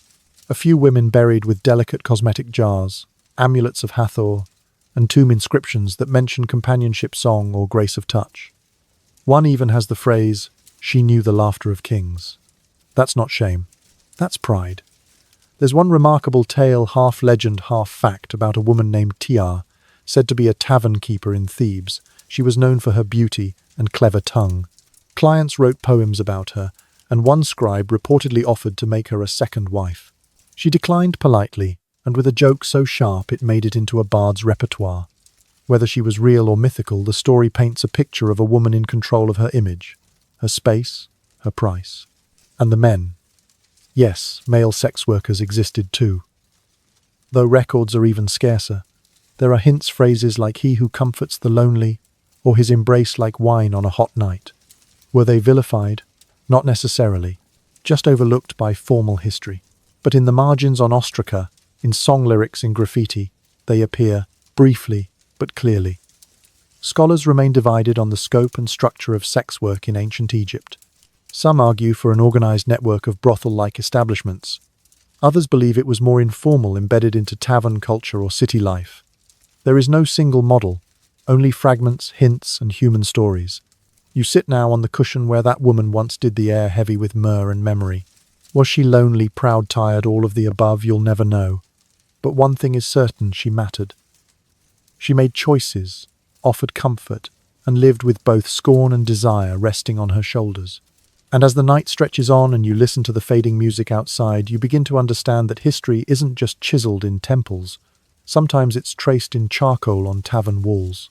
Sometimes it smells like lotus oil and stale beer. Sometimes it smiles at you through the smoke and says, "Stay a little longer." The torchlight is soft, now flickering against the carved limestone walls of a tomb that smells of age and earth. You've ducked low through a narrow entrance duct, brushing your knees, and emerged into a small chamber painted with images meant to last forever. Most of them you expect fields of reeds, banquets, prayers. But one scene on the far wall catches your eye. Two figures reclined together beneath a fig tree limbs, intertwined eyes closed in bliss. It's unmistakable. Tonight you've stumbled into a space not often discussed, but clearly envisioned tombs that dared to depict erotic intimacy. Yes, even in death, some Egyptians wanted to remember passion. Not every tomb was this bold. Most stuck to tradition scenes of agriculture, offerings, music, and family. But now and then someone included a moment that makes you pause. A private embrace. A knowing glance. A hand just slightly too low to be accidental. You can feel it even now, desire carved into eternity. Take, for example, a New Kingdom tomb, where a couple is shown lying beneath a canopy, her head resting on his chest, his arm draped over her shoulder. The gesture is tender, but also intimate. A statement. We loved the stone, seems to say, and we want to love forever. You move closer to another panel. This one shows a woman playing a lute, naked but for a beaded collar, while a man watches her with an expression far more interested than reverent. Is it a depiction of a festival? Or something more? Private scholars debate, of course, as they always do. Was this just artistic flourish, or a coded message about a relationship that transcended this world? Erotic imagery wasn't common, but it wasn't unheard of either. Artisans, especially those who built tombs in places like Deir el-Medina, occasionally left behind cheeky or downright explicit sketches. A famous ostracon, essentially ancient notepad art, shows a couple in a rather gymnastic embrace. It was found tucked near a worker's home, suggesting humour, fantasy, or perhaps fond memory. Some tombs contained amulets placed near the pelvis, symbols of fertility or continuity. Others included inscriptions with phrases like, "She pleased me in life and follows me in death," or "Our love was like the flood, yearly and unstoppable." Subtle. Not always. Sincere. Absolutely. Then there are the symbolic choices, the presence of blue lotus, sacred to both rebirth and sensuality. The frequent depiction of fish, often linked to fertility and pleasure, or the arrangement of figures in mirrored poses, suggesting union, balance, and closeness. But these weren't just expressions of lust. They were tributes to connection, to the idea that love, emotional and physical, wasn't left behind when the heart stopped, that what happened in the privacy of one's home could echo through limestone and time. You imagine the painter now, brush in hand, crouched before that wall. The patron leans in, murmuring instructions. Make her eyes linger a little longer. Let his hand rest there, yes, like that. This wasn't about scandal. It was about memory, immortalizing affection in strokes of ochre and charcoal. Of course there's debate. Some scholars argue these scenes are exaggerated, symbolic, even misinterpreted by modern eyes, overly eager to see sensuality where there was none. Others say the recurring motifs, reclining couples, exposed skin, playful banquets, speak for themselves. Still, the rarity of explicit content tells you something. Most Egyptians preferred modest representations of love, a hand on a shoulder, a shared offering table, a caption reading "beloved of his wife." But now and then someone said, "No, I want the whole story. The closeness, the breath, the touch," and you're glad they did. Because here in this quiet tomb, long since robbed of gold and forgotten by kings, you found something richer than treasure, the undeniable truth that intimacy mattered. That even in a world obsessed with eternity, what people most wanted to take with them wasn't just wealth or rank. It was someone who made the nights warmer, the days sweeter, and the afterlife feel a little less lonely. You find yourself in a dusty marketplace now, somewhere between the amulet stalls and the herbalist's corner. But what catches your eye isn't the merchants or the gossiping scribes. It's the tiny, curious objects hanging from the edges of canvas tents and displayed in little reed baskets, erotic amulets and bedroom charms, worn not for protection from scorpions or snake bite, but for something far more intimate. Yes, the Egyptians loved their magical trinkets, and they didn't shy away from the sensual side of enchantment. If there was a problem in the bedroom, there was a charm for that. If someone wanted more passion, there was a charm for that too. And if someone wanted to stop a lover from wandering, well, there were a lot of charms for that. You lean over a small table where a vendor arranges her goods with practiced flair. She smiles knowingly and slides a carved ivory piece toward you. It's a tiny figure of a man with, let's just say, impressive proportions. You try to hide your surprise, but she just shrugs. For fertility, she murmurs. And confidence. These charms came in all forms. Amulets shaped like the phallus were worn openly on necklaces tucked into belts, or even painted onto the walls of homes and workshops. Not always for sexual performance alone, they were also symbols of protection, believed to ward off evil spirits and illness, especially in children. Strange but true, something that seems bawdy to modern eyes, was once a guardian talisman. You spot another object, a blue faience frog, small, smooth and slightly smiling. Frogs, symbols of fertility and rebirth, were often placed beneath pillows or sewn into clothing, not just for women hoping to conceive, but for couples wanting to bring pleasure and renewal into their union. And what about the women? They had charms of their own. Scarab beetles etched with love spells, wax figures wrapped in linen, tiny tokens carved to resemble the goddess Hathor. each believed to draw affection, increase desire, or calm jealousy. A chantress might press one to her breast before a festival. A bride might hide one in her hair on her wedding night. You imagine now a newlywed couple, both a little nervous, exchanging these charms before stepping behind a curtain. No words, just the soft clink of faience and the knowledge that a little magic never hurts. Erotic amulets also played roles in more public rituals. During certain festivals, especially those honoring Hathor or Bastet vendors, sold charms in bulk, sometimes shaped like symbolic fruits, animals, or flowers. These weren't just decorative, they were invitations, quiet, tasteful, but clear. And then there were the potions. You pass a stall where a bearded man grinds something into a bronze mortar. He grins and mutters, "Mandrake, root, and honey, just a spoonful before sunset." Is it a love potion, an aphrodisiac, a placebo with good marketing? Hard to say, but it smells like danger and date syrup. Mandrake, cinnamon, myrrh, juniper berries. Many of these ingredients appear in both culinary and magical recipes. The line between love charm and snack thin. You start to wonder how many romantic encounters began with, "Try this. It's a family recipe." Of course, not all charms were about attraction. Some were about control, binding spells etched into lead, sealed in jars, and buried in crossroads, promised to tie the heart of a lover, to make someone restless without you, to bind their desire to your name alone. Dark, maybe, but revealing. Egyptians didn't just pray for love. They fought for it, clung to it, and sometimes tried to trap it. Modern scholars remain fascinated and divided.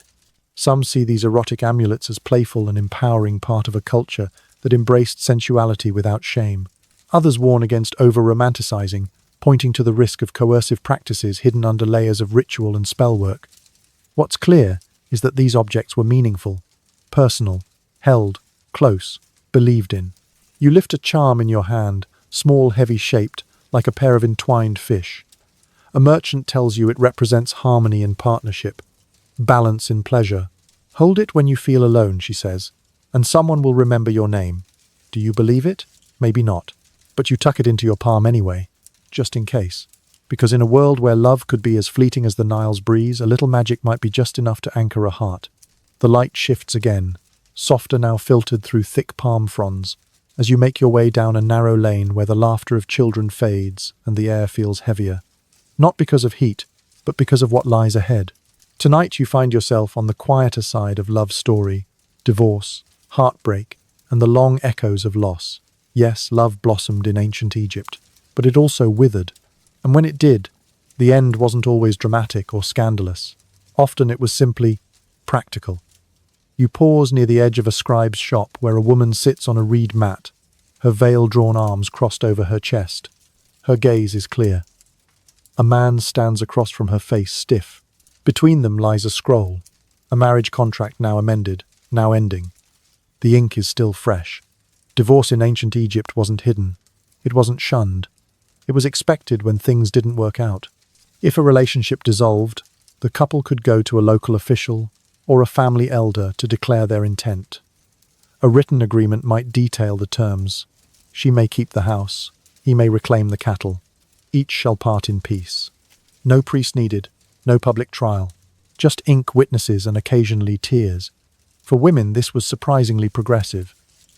While the system leaned toward patriarchy, women still had legal standing. A wife could initiate divorce, especially if the husband failed to provide food, clothing, or basic respect.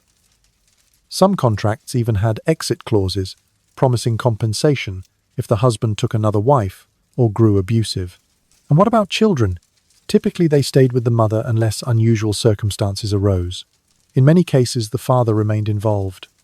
The separation of the couple didn't mean the destruction of the family unit, just a reordering. You follow that couple from the scribe's corner down a street where whispers flutter like linen in the wind. Neighbors might gossip, sure, but they'd also understand. Everyone knew someone who had loved and left. A broken relationship wasn't a moral failure, it was part of life. But not all loss came by choice. Sometimes love was taken. You step into a home where silence hangs like a veil. A widow prepares offerings for her husband's car, his spiritual essence, placing bread, onions, and lotus flowers before a painted shrine. Her face is calm, but her hands tremble. Ancient Egyptians believed in continuity, that a relationship didn't end at death, it simply changed form. Widows and widowers often kept photos, statues, or small tokens of their loved ones near. Some even commissioned tomb inscriptions that included their own names beside their deceased partners, planning for eventual reunion in the afterlife. You read one such inscription: "He loved me when I was young, and I shall find him again in the field of reeds."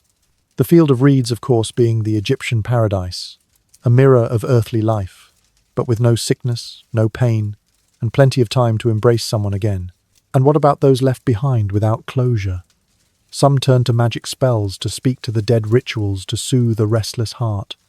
Others simply grieved, letting loss settle into their bones like Nile silt.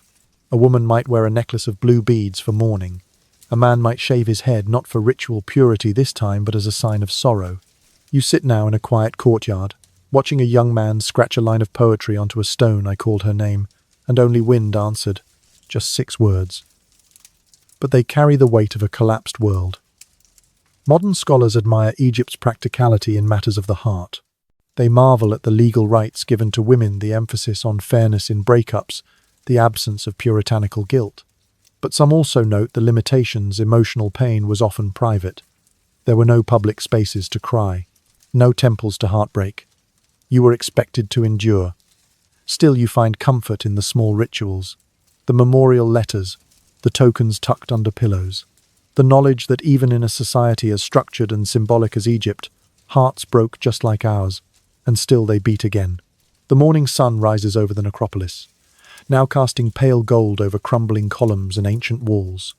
You're no longer in a bustling city or riverside village. You're somewhere quieter, somewhere meant to last. Because today you walk among tombs that don't just preserve bodies, but memories of love carried into the afterlife, a world where couples didn't just imagine eternity together, but prepared for it down to the last carved syllable. You're in a tomb chapel, modest by royal standards but carefully built. Inside reliefs line the walls. There's the man, a merchant perhaps, shown offering bread and beer to the gods. Beside him, always beside him, is his wife. Her hand rests on his shoulder in every scene. In the banquet she smiles. At the offering table she stands straight and proud. And in the final image where the soul enters the field of reeds, she walks with him, both of them young again. Because in ancient Egypt the dream wasn't just immortality, it was shared immortality. Married couples often commissioned tomb art that reflected their ideal union, not just from the past, but for the future. These weren't photos, they were promises. A man might be depicted holding a bouquet of lotus flowers, symbols of rebirth for his wife. A woman might be shown wrapping an arm around her husband's chest, her fingers gently curled, a small but meaningful gesture of intimacy and possession. Sometimes tomb inscriptions went further, recording actual dialogue between spouses. One woman's tomb reads, "I was your joy in life, your light in the dusk. May we sit again beneath the sycamore and sip the wind." Another from a husband to his wife.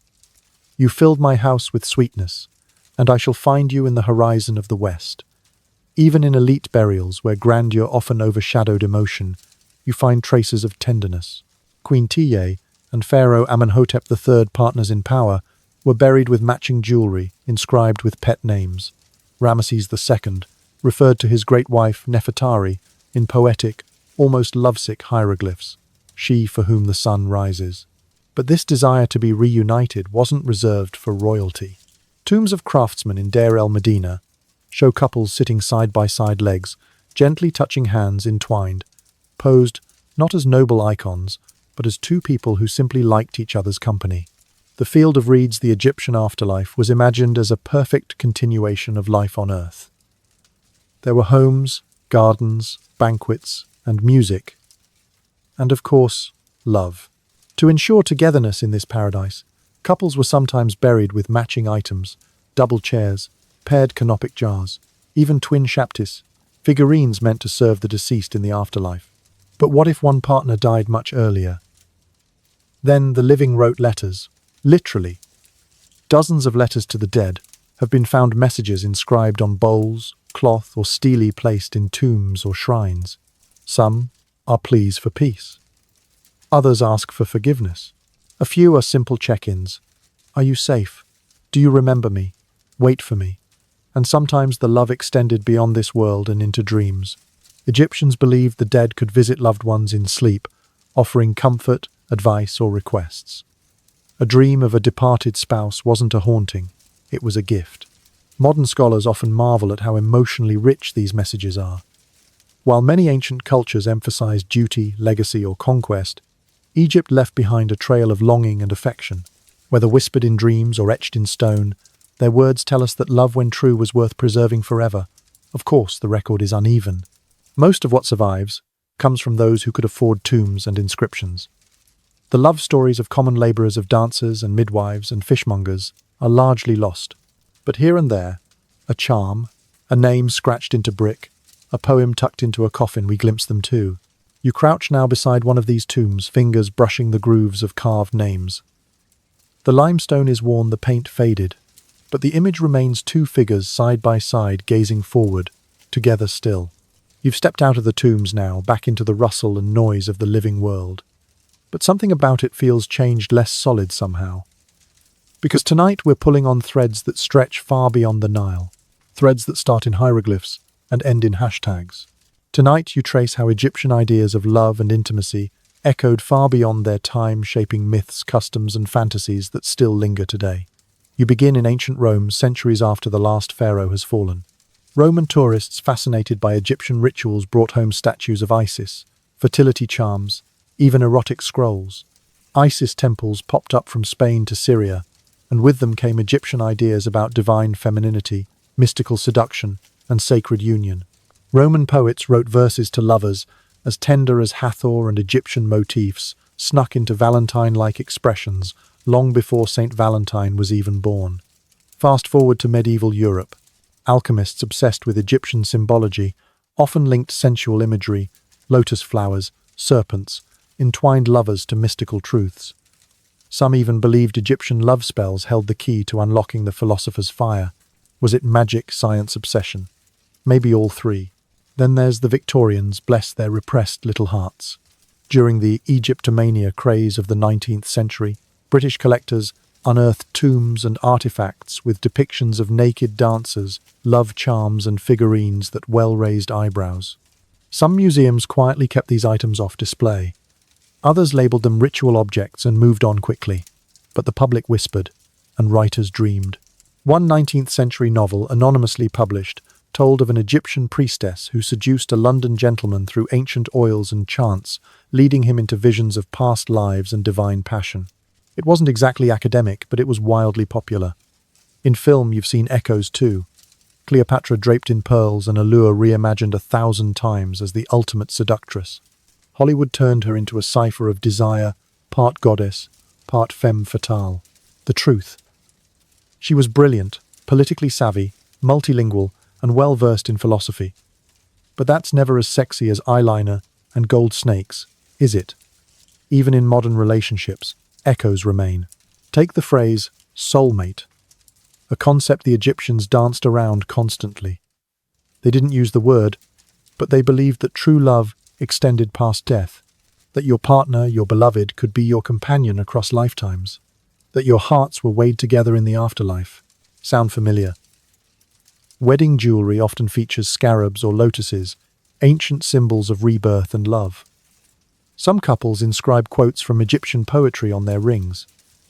I found him like a garden, or my heart is in your hand. Instagram bios, quote, hieroglyphs, or at least attempt to, and Etsy overflows with protection amulets for love, modelled after Egyptian designs. Even pop music references, ancient Egyptian romance. Ever heard the phrase, walk like an Egyptian? That started as a catchy lyric, but it points to a long-standing cultural image of Egyptians as graceful, mysterious, romantic. Half true, half stereotype, but compelling always. Modern scholars still wrestle with how much to credit the Egyptians for these influences. Was it direct transmission, independent reinvention, or the gravitational pull of a civilization that just got something about the human heart? Some say we project too much modern meaning onto ancient texts. Others argue the very fact that their love poems still resonate, that a 3 000-year-old line like I want to be your house cat, so I may lie on your lap, makes us chuckle and swoon, proves they understood us better than we'd like to admit. And you?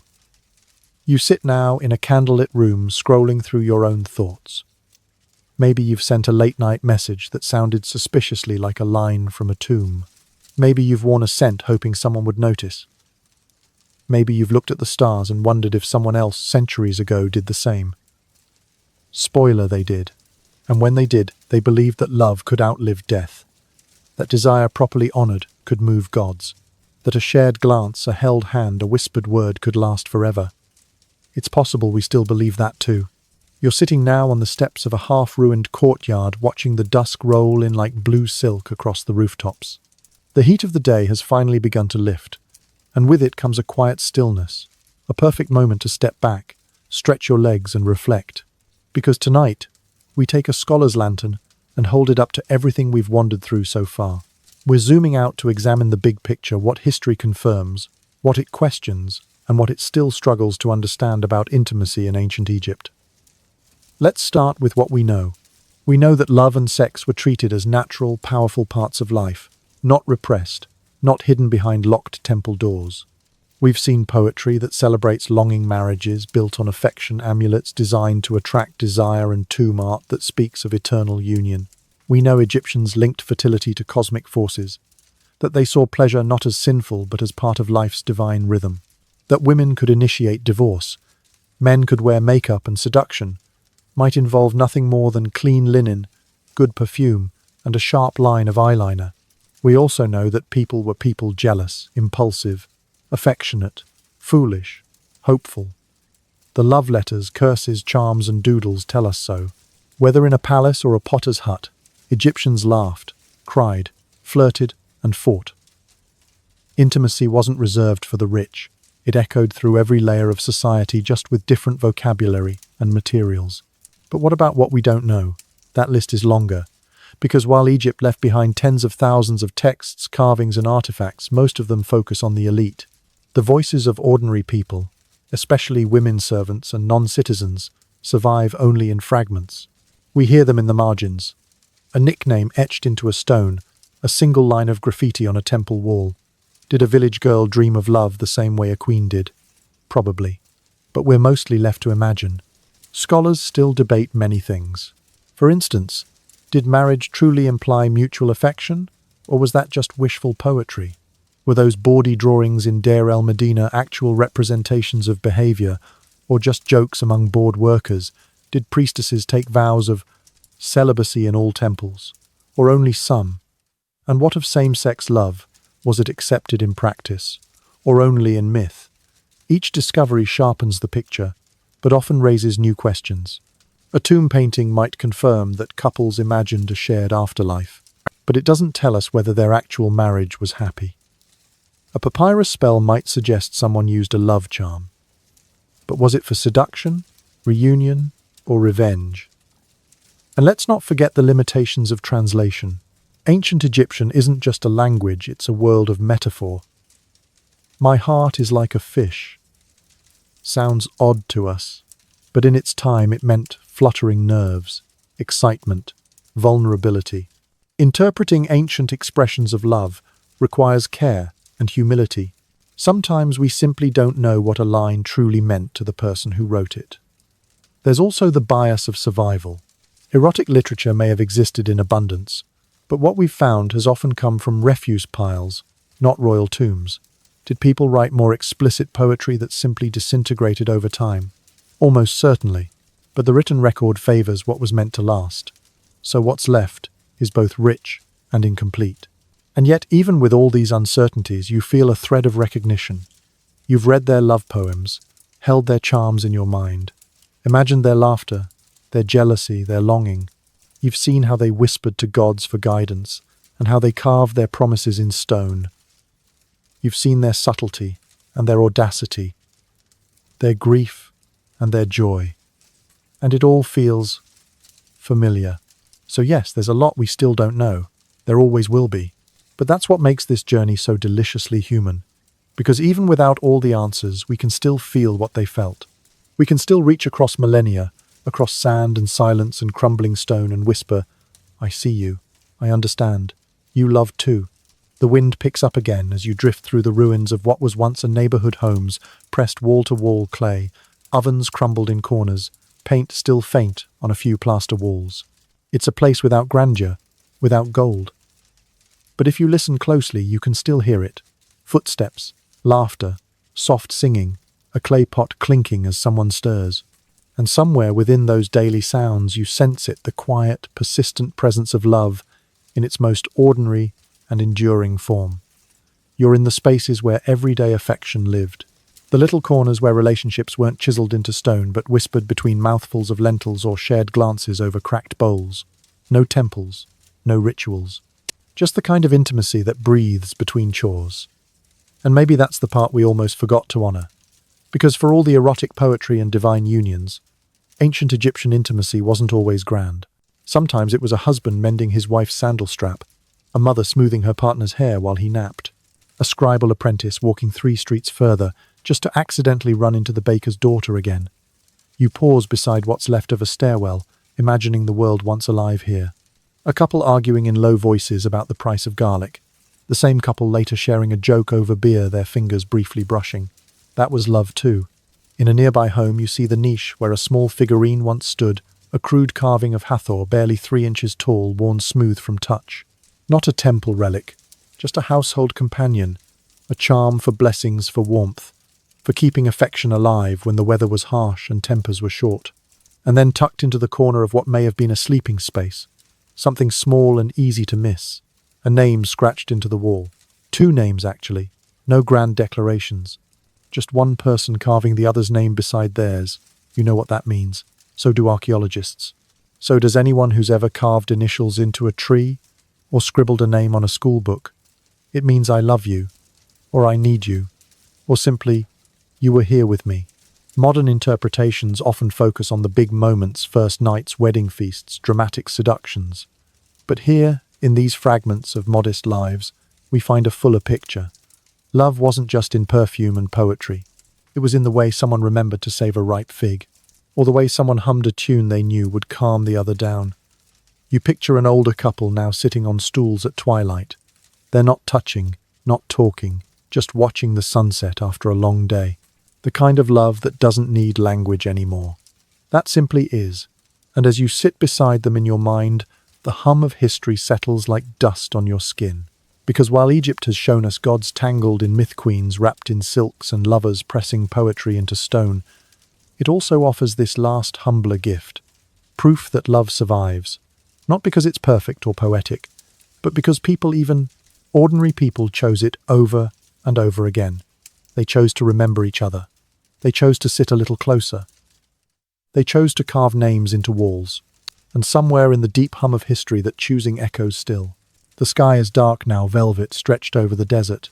Stars blink above the ruins, and the wind carries a cooler hush through temple pillars and forgotten alleyways.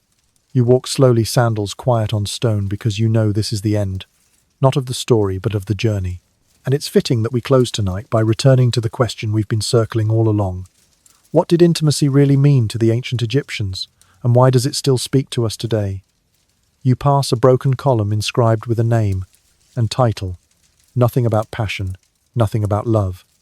But someone cared enough to chisel it deep, as if permanence might hold memory in place.